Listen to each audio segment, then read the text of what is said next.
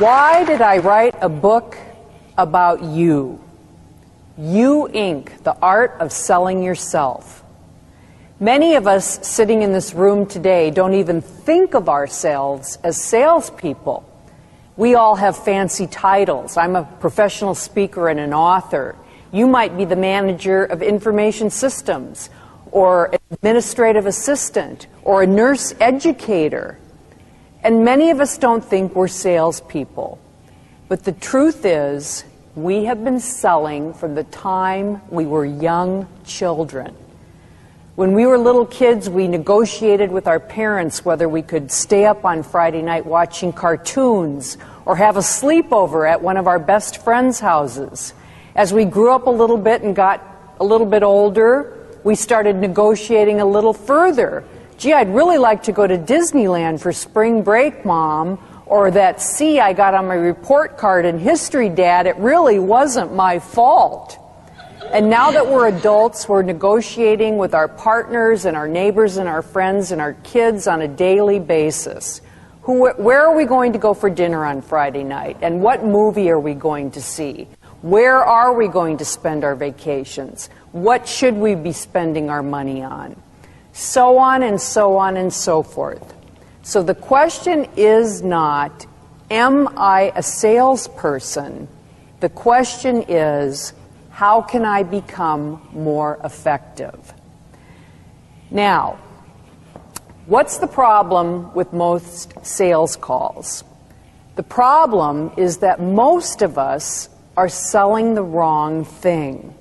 We look at a sale as a win-win situation. What's in it for you and what's in it for me? But today we're going to talk about what I call the trifecta, the win-win-win. There is always a third-party beneficiary in every sale, and the beneficiary is usually the end result or the client that is buying our products and our service. Today we're going to talk about 6 ways to sell yourself more effectively. And again, why is that important? It's because I've found in my years of experience in a wide variety of industries, working with an enormous amount of corporations and individuals, that in the end, what people are not buying is the benefits and features of a product. They are certainly not buying it on price. What they really are buying is you. How did you, as a salesperson, make them feel? All of us, regardless of what our job is within this corporation, all of us are creating images about the corporation. Whether we run into you at a grocery store, or we happen to sit next to you on an airplane, or we meet at a networking meeting just like this conference, all of us are creating those images, and it's from those images that we decide whether or not we want to do business with you. So we're going to talk this afternoon about the 6 ways to sell yourself. Now, what do I think is number 1? I think one of the most important things that we need to do as individuals and corporations is learn to tell our story and tell it well. Now, why do I think that that's so important? It's because stories are the way the human animal learns. We see this all the way back to biblical times, to Jesus and Moses and Muhammad. One of our presidents, Ronald Reagan, was called the Great Communicator. Was that because the stories that he told were so eloquent and exquisite, that the words he chose were so extraordinary? Not at all. It's because he did what those silly movies he starred in did. He told stories. And when we were growing up, we lived and thrived on stories. We read Aesop's fables and the stories of the Brother Grimm. How many of you in here have children or grandchildren? Okay.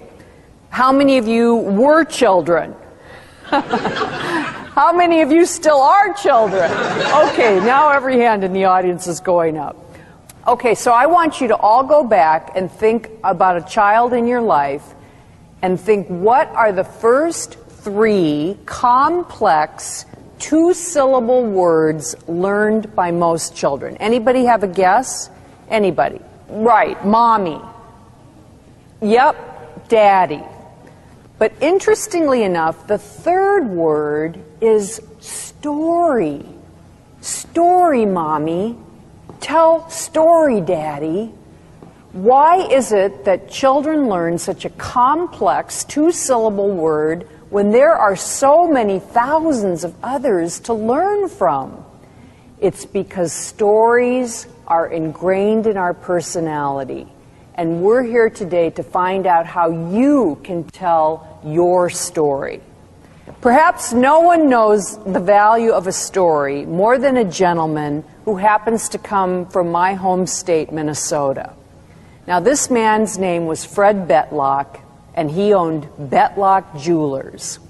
One day, Fred showed up and he said, "Boy, I am really in trouble."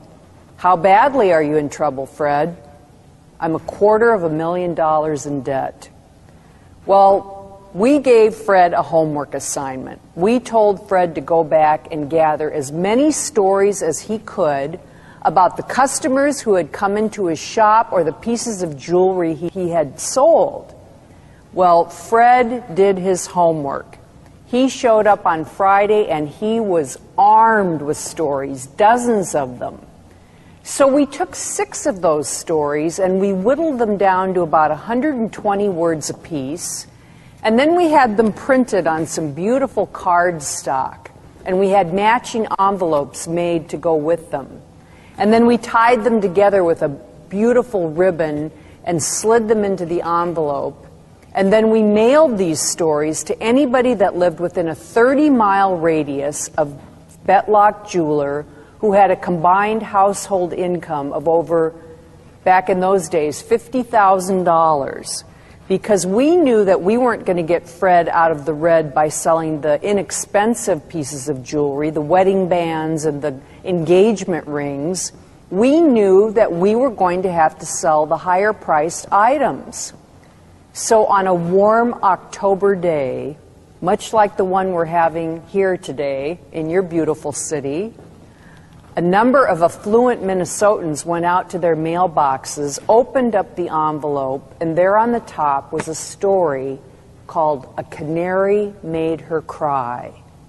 And the story read, a leading Minneapolis jeweler had everything she could want, including a very strict European-bred idea of perfection. She'd have given Torval and Dean a 5.9 when every other skating judge would have given them a perfect 6.0. She found the heart of her anniversary gift at an estate sale in Bern, Switzerland, and brought it to us. A perfect 3-carat canary, a fancy yellow diamond. We took that stone and then we took tiny Thai emeralds, which we wrapped around each side of the stone. And when we were done creating it, we called her to come in. She arrived in minutes, but she was too anxious to open her ring box, and she left. An hour passed, then 2, then 3. Finally, we could wait no longer. A clerk from our store called hers to ask, did she love the ring? The clerk in her store said, I'm sorry. She can't come to the phone right now. She's still so moved. She's still crying.